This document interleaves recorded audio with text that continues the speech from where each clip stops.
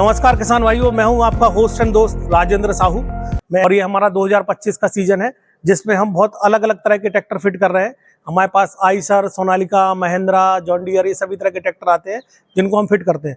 अभी हमारे सामने ये सोनालिका ट्रैक्टर खड़ा हुआ है, अभी अबंत को फिट किया। और इसी अगर आपने रीपर लिया है तो रीपर में आप बार बार रस्सी डालने की जरूरत पड़ती है, क्योंकि पिंडा एक बार खत्म हो जाता है तो दूसरी बार फिर आपको रस्सी डालनी पड़ेगी। तो एक बार मैं आपको प्रोसेस बताने वाला हूं कि इसमें आप रस्सी कैसे डालते हैं।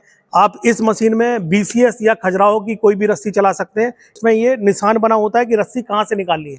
आप ये देख रहे हैं, इसमें लिखा है कि स्टार्ट कहाँ से करें, और इसके ऊपर से धागा निकलता है। ठीक है सर, जब आप इसको निकालेंगे तो इसका थोड़ा सा पॉलीथीन वाला मुंह आप खुला कर दें ताकि ये रस्सी फंसने की समस्या इसमें ना हो।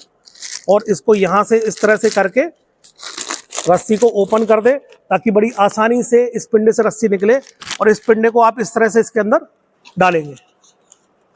ठीक है, इसके बाद अगला प्रोसेस ये है, जो इसका ढक्कन है, ये ढक्कन में से हमें रस्सी वापस बाहर निकालेंगे। तो आप देख रहे हैं कि हम यहाँ से रस्सी को बाहर निकाल रहे हैं। ये रस्सी हमारी बाहर निकल आई है। हमने इसको ढक्कन को इस तरह से इसमें फिट कर दिया है। इंपॉर्टेंट चीज ध्यान दें, ये इसका बहुत महत्वपूर्ण पोर्शन है। इसको हम बोलते हैं रस्सी का प्रेशर प्लेट। तो रस्सी की प्रेशर प्लेट को हम बड़े आसानी से और बिल्कुल फिट बिठाएंगे। आप देख पा रहे हैं कि ये बिल्कुल आसानी से और बड़ा अच्छे से फिट हो गया।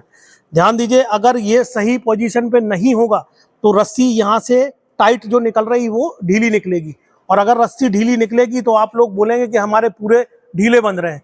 तो पूरे ढीले क्यों बनते हैं? क्योंकि जो पिंडे के सामने हमने प्रेशर प्लेट लगाई हुई है, ये प्रेशर प्लेट अगर प्रेशर का काम कर ही नहीं रही तो रस्सी ढीली हो जाएगी। ये रस्सी हमने यहाँ से निकाल ली। इसके बाद आप ये देख रहे हैं, इसको हम आइलेट बोलते हैं। ये देखिए, ताकि ये आसानी से इस तरह का कॉम्बिनेशन बना सके। इसके डालने के बाद ये हमारी सुई, जैसे अपन बुनाई करते हैं ना, सिलाई करते हैं, तो सिलाई करती है, तो हम पूरे की भी सिलाई कर रहे हैं। तो सिलाई पहले यहाँ से ऐसे निकाल लें, ये रस्सी को ऐसा निकाल लेते हैं। तो देखिए, पहले जो हमारी ये सुई का बिल्कुल नीडल का किनारा है, यहाँ से निकालेंगे।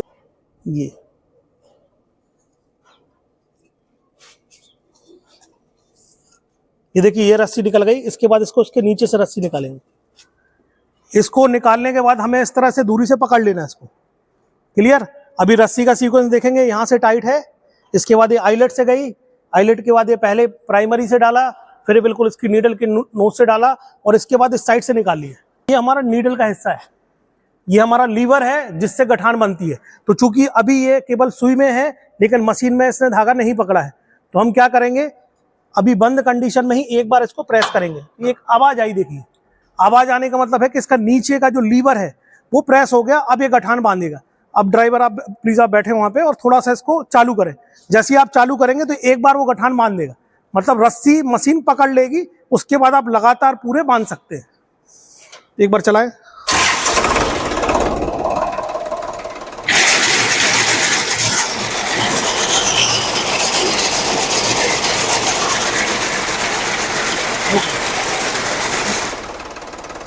तो आप देखेंगे कि अभी रस्सी जो ना इसके सिस्टम ने पकड़ ली है। आसानी से एक हाथ से रस्सी खींचे और दूसरे हाथ से इसको आगे कर ले।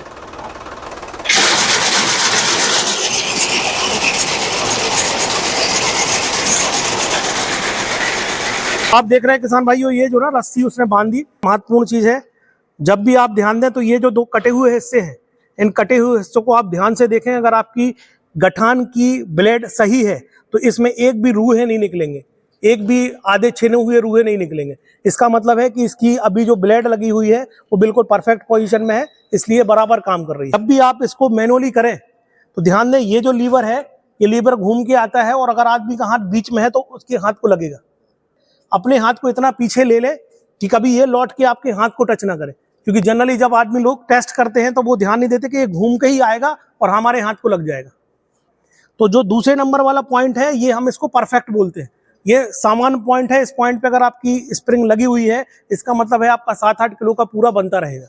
बट कई बार क्या होता है कि हमारी लाख थोड़ी गीली होती है, तो अगर हम स्प्रिंग को पीछे खिसका देंगे तो ये थोड़ा सा उसको और टाइट बांधेगा, और अगर इसको और आगे कर देंगे तो और छोटा पूरा बांधेगा।